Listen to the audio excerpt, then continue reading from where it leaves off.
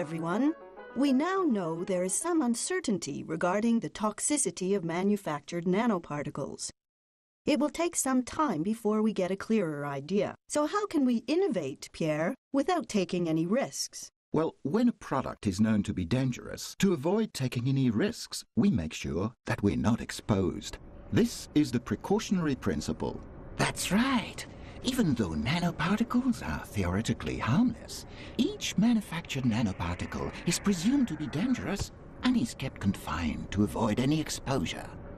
You're talking about danger and exposure. What does this really mean? A cliff is theoretically dangerous, isn't it, Kathleen? But if you don't go near it, if you don't go cliff climbing, you're not exposed, so there are no risks for you. All right. So when and how can we be exposed to nanoparticles? We already inhale millions of nanoparticles every time we breathe. Everything you breathe, you eat and you touch already contains natural nanoparticles or nanoparticles produced by combustion. Yes, but if I understand, Pierre, it's exposure to manufactured nanoparticles that we're mainly concerned with today, isn't it? Quite right. We have to prevent such exposure throughout the nanoparticle's life cycle.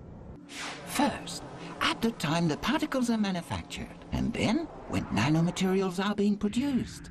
Next, during the phase when nanoproducts are used by consumer. And finally, at the end-of-life stage, with waste management and recycling.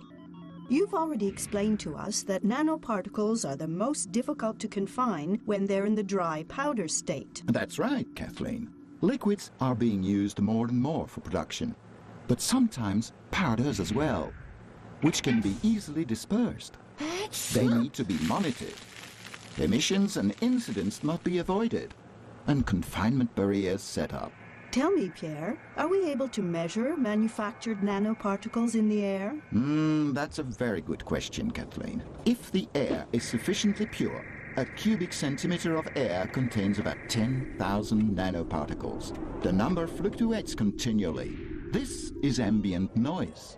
To detect leakage, for example, a distinction must be made between manufactured nanoparticles escaping from a reactor and those that are part of the ambient noise. Talk about looking for a needle in a haystack.